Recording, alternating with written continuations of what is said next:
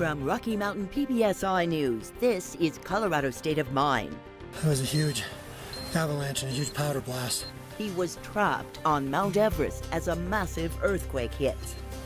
Here comes another one. Now, this Fort Collins climber is sharing the story of his 2-day wait for rescue. What he says we can all learn from the people of Nepal. Plus, what it takes to make ends meet in Colorado. A new report shows it's 2 to 3 times more than what the government calls poverty. And how the first of its kind effort to save this little bird could be a new model for conservation nationwide. Good evening, I'm Cynthia Hessen. This is Colorado State of Mind. We begin tonight with the story of a Colorado man who was on Mount Everest this spring at the moment a devastating earthquake hit Nepal. Jim Davidson and his fellow climbers had already made it to Camp 1, some 19,000 feet up. He'll join me here in the studio in a couple of minutes, but first, a look at some of the powerful video he captured while stranded on the mountain. Before the climb, a prayer. Sherpas, who will lead the group to the peak of Everest, perform a puja ceremony at base camp, asking the mountain deity for safe passage.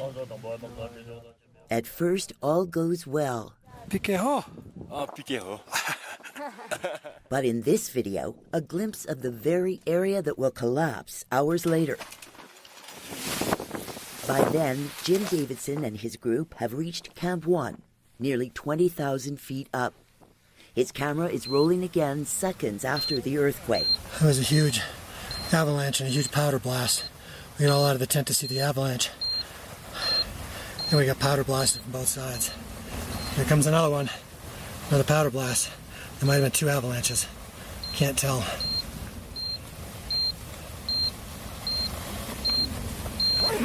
I'm wearing my beacon.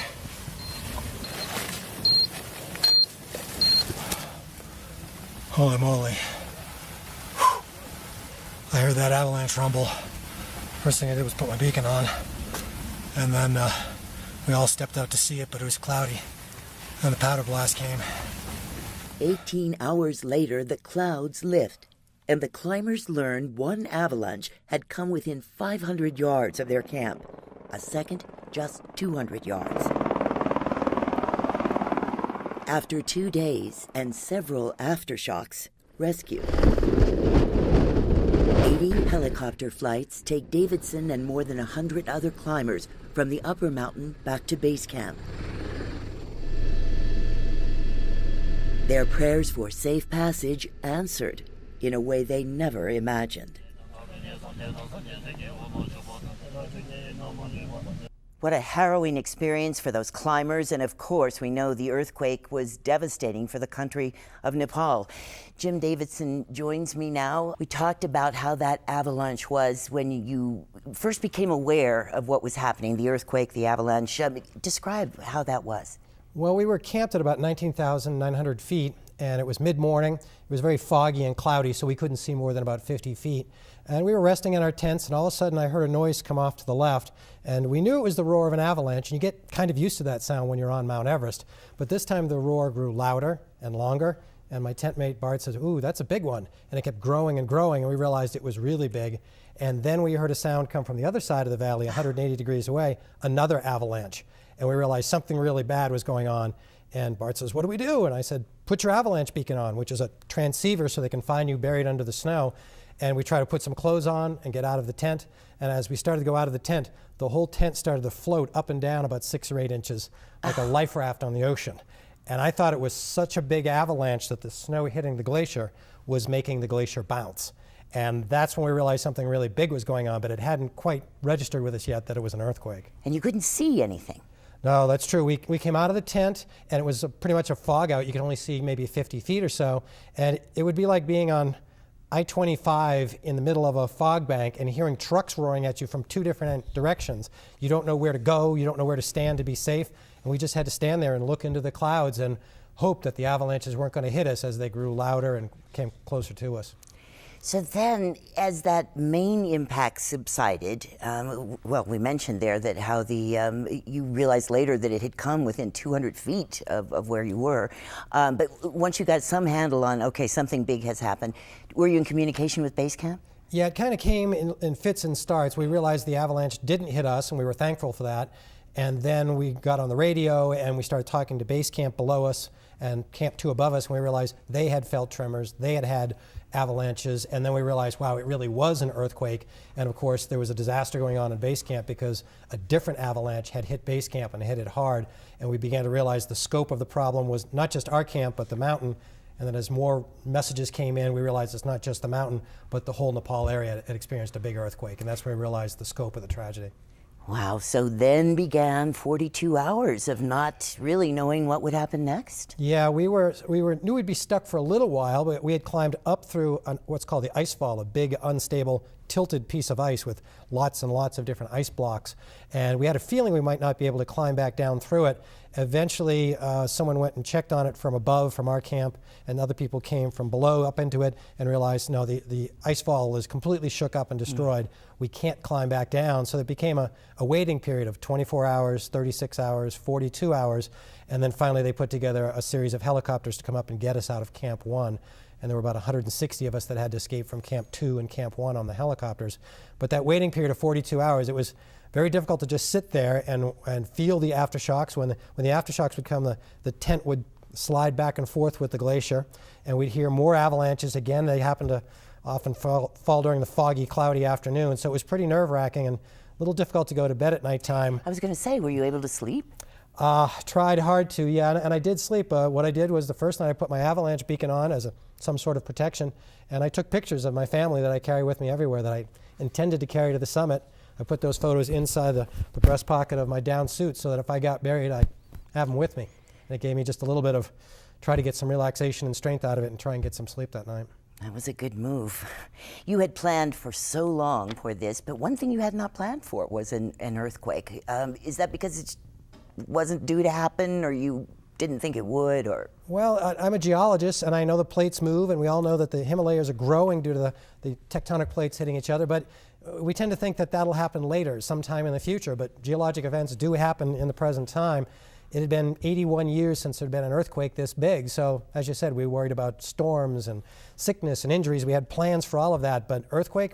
No, we didn't plan for that, and we just happened to be there when it hit. Once you were able to be choppered out and get to base camp, then you discovered that base camp was really in bad shape, more than you realized. Yeah, we had been getting some radio signals, so we knew the problem was pretty bad, but when we landed there and saw the damage, it had been about 42 hours since the earthquake, so the sort of the medical crisis had died down in base camp, but there had been about 70 or 80 injuries, there had been about 19 fatalities, there had been hundreds of tents that had been wiped out because the avalanche carried down rock and compressed air, and it just blasted rocks through base camp.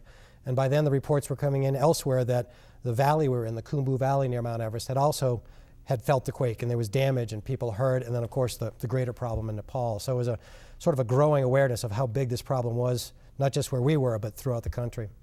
And although you were then, of course, in retreat mode from the project, you did stop and help other people. That you did what you could there in the base camp area. Yeah, the opportunities to help out would kind of pop up. In fact, 2 hours after I got off the helicopter, I had a little food and water, and we heard that the field hospital, the Himalayan Rescue Association, had been hit directly by the avalanche, and so we were instantly putting together a small team to go over and help dig out some more medical supplies and the doctor's personal belongings from the avalanche debris. So we were doing that within 2 hours of getting off the helicopter, and then when we eventually left base camp a few days later, also trying to help out a little bit in the Sherpa villages that we went through, helping to tear down the houses and help them start getting ready to rebuild their homes and businesses. You had been to Nepal before, and you say you've learned a lot from the people in Nepal. What do you mean? Yeah, this was my 4th trip to Nepal, and the people there, they have very humble income and some rough lives in ways. They live in remote areas that may not have running water or electricity, but they're very good-hearted people. They're very spiritual, they have a happy spirit, and they're very resilient. They deal with a lot of challenges, the high mountains, the thin air, the long winters, and in this case, unfortunately, earthquakes. So by watching how they responded, it basically gave me a little hope that as we walked out of the valley, it had only been 7 or 8 days since the earthquake, and they were already rebuilding their homes with hand tools, just hammers and chisels breaking rocks. And I realized, well, they're already rebounding. It's not easy and it's not fun, but they're rebounding already. They're going to need more of that, and that kind of lifts me up. When I got back to the States, I felt sort of down on behalf of Nepal, and I realized those people are working hard. It's time for me to step up as well, and so I've been trying to help out Nepal a little bit from here in Colorado. You have spoken at these various benefits to help with Nepal. You said you've gotten in some interesting questions from the audience? Yeah, people really want to know not so much details about the climb on Everest and whatnot, but really about what the people on the ground in Nepal are thinking and how we here from around the world can help them out, and what it means to Nepal's recovery and when should they go back. So I think people have seen that the tragedy is very real. There's been thousands of deaths and hundreds of thousands of people displaced, but people here in Colorado and elsewhere are realizing it's time to help out, and they want to know the best way to help, both short term and long term. And I'm very encouraged that people understand the scope of the human tragedy. But we can help Nepal get back on its feet, and Nepal will recover, but people want to do the most they can right now during that time of need. And that's money mostly, right? It's not sending goods there or anything. No, sending goods seems good right off the bat, but actually sending money is better because it's easier to move money electronically around the world. And also, more importantly, that money gets spent locally in Nepal and in India, where they're making the tents there, they're growing the rice there, and that employs the local people, so it sort of spreads the money through the whole system and through the whole population, and that really helps get the country back on its feet. So although it feels good to contribute goods, money's more efficient and helps more people on the ground, and a dollar goes a very long ways in Nepal. People in Nepal sometimes live off $1 or $2 per day. So by spending our dollars there on the ground, it can really lift up a lot of people along the way. Will you go back to Mount Everest? I will definitely go back to Nepal because it's a beautiful country and the people are really special there. So absolutely I'll go back to Nepal. Going back to Everest, I think it's going to take a little bit more time. I think the people in Nepal need to recover and rebuild their lives and businesses. They're going to need some help with that. So once Nepal kind of settles down and recovers a little bit, and then the mountain settles down as well, maybe those loose rocks and ice will settle down, I'll think about going back to Everest, but definitely go back to see and visit the people in Nepal. You're kind of spreading the word that other people should go to Nepal too, right, to help rebuild their tourism industry including in rebuilding the country. Yeah, it's an important part of it. Tourism is probably their #1 business there. They don't have oil and gold and oceans, but what they do have is beauty and a really good spirit. So going there trekking and climbing is a great way to see the country. Going to Nepal will change your life. It's changed my life. And there's lots of places you can go that don't require mountain climbing and don't require putting yourself in danger. There's beautiful trails and lots of places to go. So I'll definitely be going back, and it's a great thing we can all do to go there, open our wallets up and experience it as well. Thank you so much, Jim Davidson. Great to be able to talk to you and see the video that you brought back. You have worked, as you said, for several aid organizations to get the word out and gather help for Nepal, both short-term and long-term. One that we know of, based in Colorado, is very active, had already been on the ground in Nepal, and is working, of course, very furiously now. That is the Z Foundation. And if you would like to make a donation, you can go to their website. That is DZIFoundation.org.